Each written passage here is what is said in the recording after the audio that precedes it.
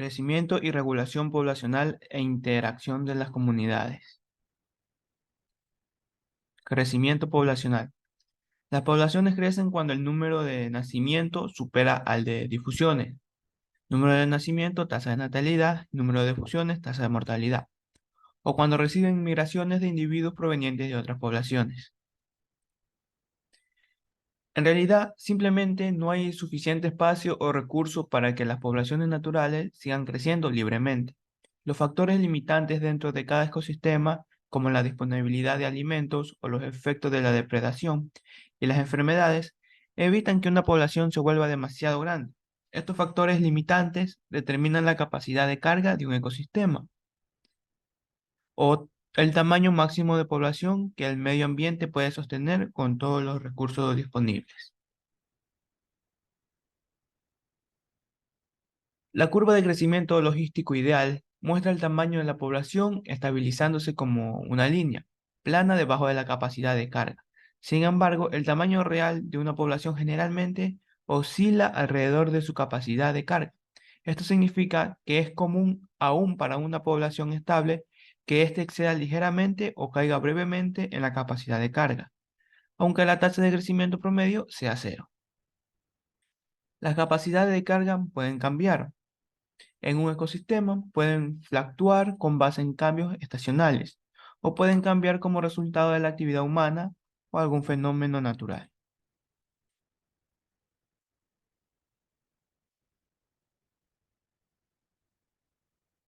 Buenos días, soy Alexander García y me toca hablar sobre la regulación poblacional. Bueno, la regulación poblacional es la competencia por recursos. Este es un fenómeno central que actúa como regulador. A medida que la densidad de una población aumenta, la competencia por alimentos, por agua, espacios y otros recursos esenciales también se intensifica. Este fenómeno puede tener un impacto significativo en el éxito reproductivo, en la supervivencia y también en la distribución de individuos dentro de la población.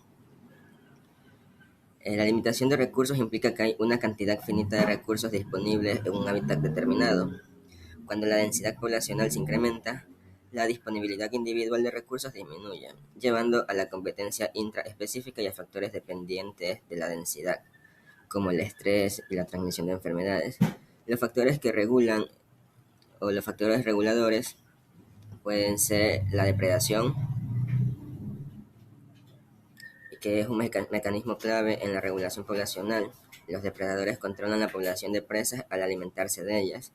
Esta interacción depredador-presa crea un equilibrio dinámico en el cual las poblaciones de ambas especies fluctúan en respuesta a cambios en la disponibilidad de recursos y a las estrategias de caza y evasión.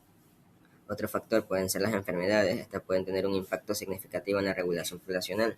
En poblaciones densas, la propagación de enfermedades puede ser más rápida, afectando a un mayor número de individuos. Esto puede resultar en la disminución de la población debido a la mortalidad o la disminución de la tasa reproductiva.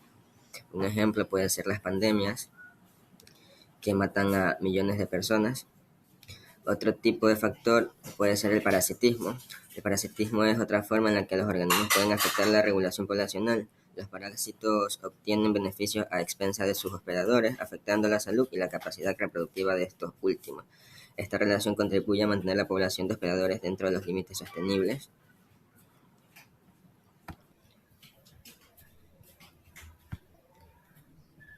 La regulación poblacional no solo impacta a las especies individuales, sino que también tiene consecuencias en la estructura y el funcionamiento de los ecosistemas. Los cambios y la abundancia de una especie pueden desencadenar cascadas tróficas, afectando a otras especies y alterando la dinámica general del ecosistema. Hay ejemplos de regulación poblacional en la naturaleza, pueden ser los lobos y los ciervos. En un ecosistema como Yellowstone, la reintroducción de lobos ha llevado a una regulación efectiva de las poblaciones de ciervos al controlar su tamaño y distribución, lo que a su vez ha tenido impactos positivos en la vegetación. También están la de zorros y roedores. La depredación de zorros sobre poblaciones de roedores contribuye a mantener equilibradas estas poblaciones y a prevenir brotes descontrolados. Están los parásitos y los peces. La presencia de parásitos en poblaciones de peces puede influir en la salud y el tamaño de estas poblaciones, limitando su capacidad para alcanzar densidades excesivas.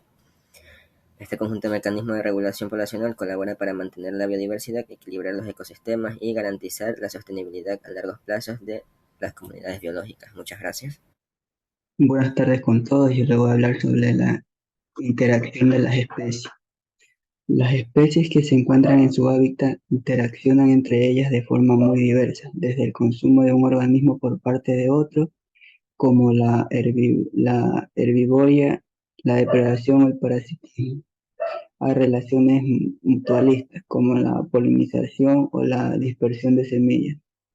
Estas interacciones forman redes que pueden llegar a ser muy complejas y generar otras interacciones indirectas, como las que se dan cuando dos especies compiten por un mismo recurso, o cuando una especie favorece a otra consumiendo uno de sus depredadores. Analizar la estructura de estas interacciones es fundamental para comprender la dinámica de las poblaciones y el fundamento de los ecosistemas. En el contexto actual de pérdida de biodiversidad, es importante tener presente que algunas interacciones pueden desaparecer antes de que lo hagan las especies involucradas en la interacción.